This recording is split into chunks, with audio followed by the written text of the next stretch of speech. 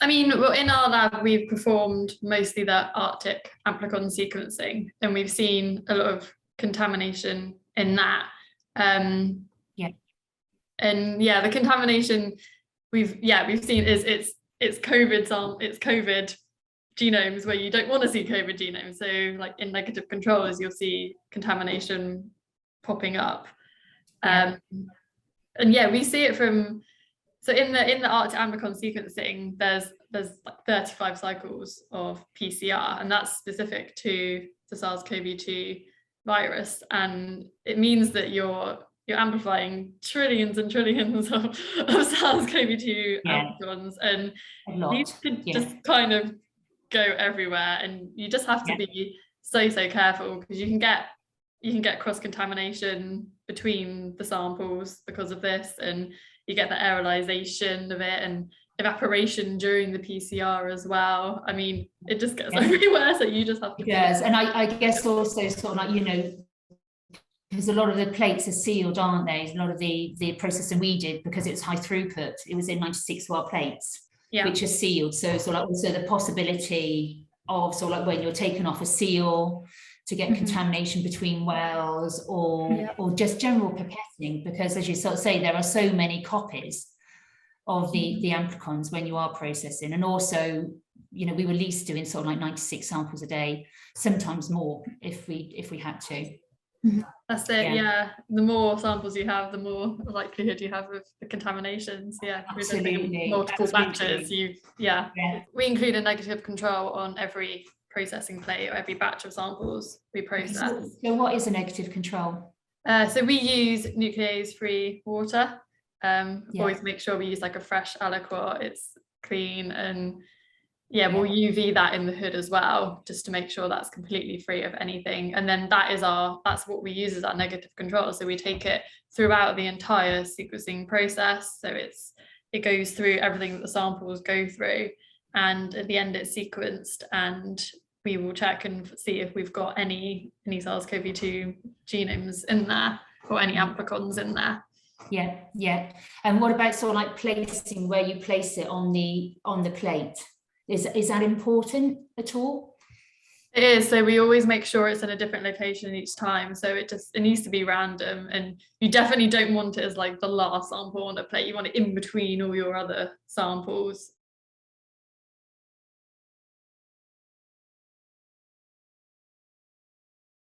So it depends, because each lab will have their own sort of threshold of how many sort of reads or how many amplicons you would allow to go through, because sometimes you're always going to see like a tiny bit, and then so different labs kind of make their own thresholds depending on like their processing, like how they're processing the samples, and then also depending on what they want from the data, because it actually will vary what that threshold is going to be.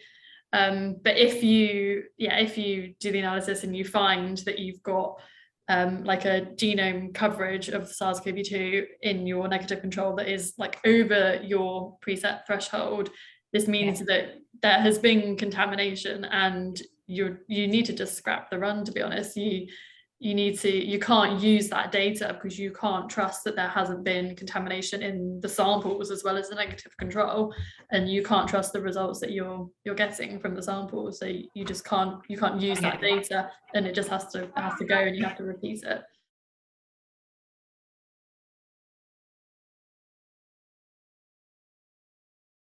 So we have two separate areas. So we have the pre-PCR area and the post-PCR area. So to avoid contamination in the pre-PCR area, we have two separate hoods.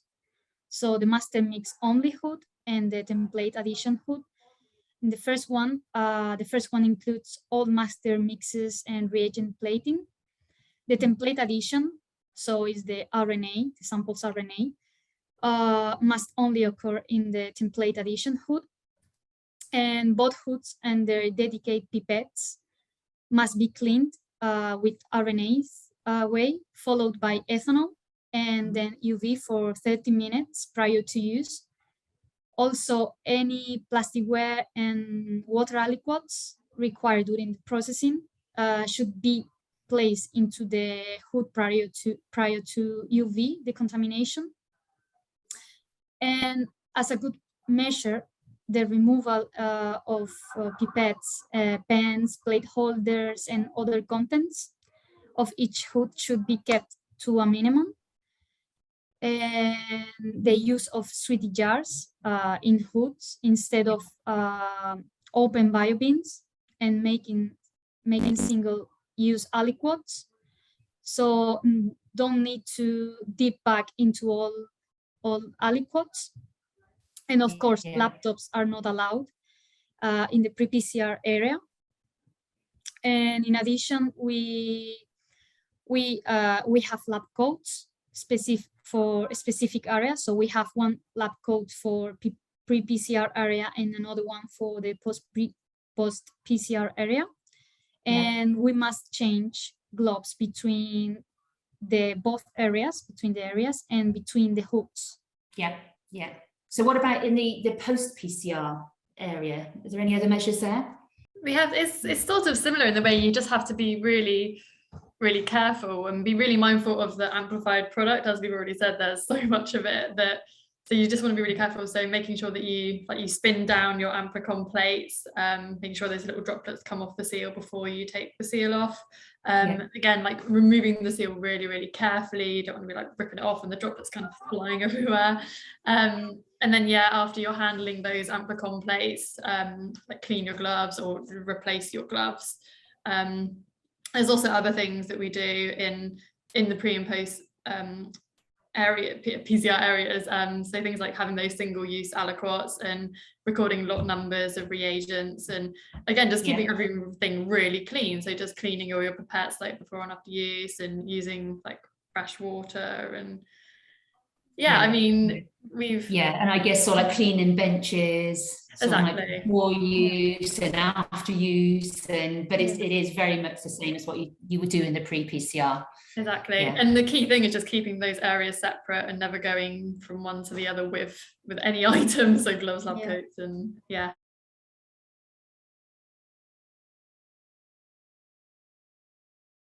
So like the contamination we saw, I guess because we were high throughput, did it affect about 4 plates? Because sort of like we were processing before really getting the results from sort of like the bioinformatician, weren't we? Yeah.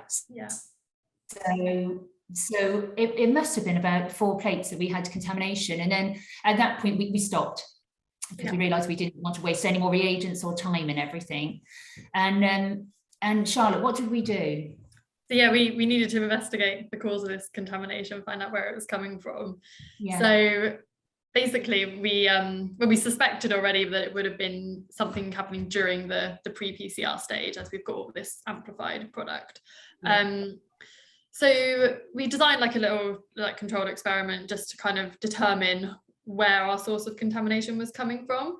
So we set up the Arctic PCRs with all negative controls, so all just nuclease-free water, and we used different combinations of our old reagents that we would already have been using, like that we did the PCR with, so the Q5 master mix and the Arctic primers, and then also use brand new stocks of these that we hadn't opened yet, just so that we could find out where the contamination was. So we ran the PCRs and we cleaned up the products, and we did some qubit quantification on them, and we found the aliquots that were actually contaminated because they gave readings with the qubit results, whereas like the new reagents, obviously brand new, didn't give any readings. So we found out exactly where the contamination come from, which was actually really, really good and really helpful.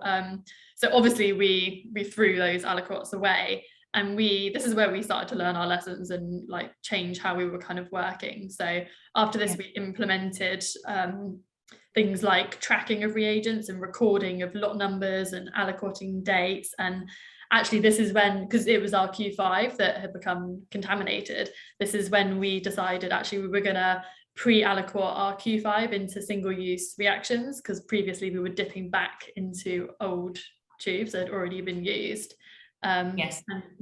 this really yeah, basically because we were getting through them so fast. We were a Yeah. high throughput. We thought it would be all right, didn't we? But Yeah. no, we did learn a lesson there that's sort of like single-use aliquots. But I think we have a very good tracking system in place now.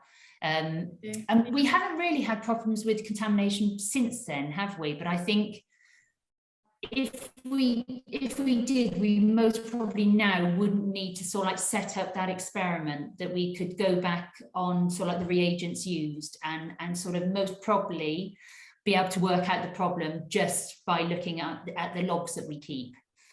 Yeah, I think that's true. And also we do record the equipment used and personnel who have processed the plates. So all these things will tie in, and we can track these things and issues. Yeah. And so what did we do? I know we found out that the Q5 was a problem, but what else did we do? I think we, Liz Marina, was other things that we did at the time. Yeah, so after contamination is found, we must dip UV and clean the pre-PCR area and hoods and before and after use. And of course, we need to redo processing the samples. And we learn from mistakes and take on board lessons. Yeah, I think that is just the most important message, really, that you can sort of like take steps to as much as you can to avoid contamination, but that contamination at some point will happen, and it's more learning from your mistakes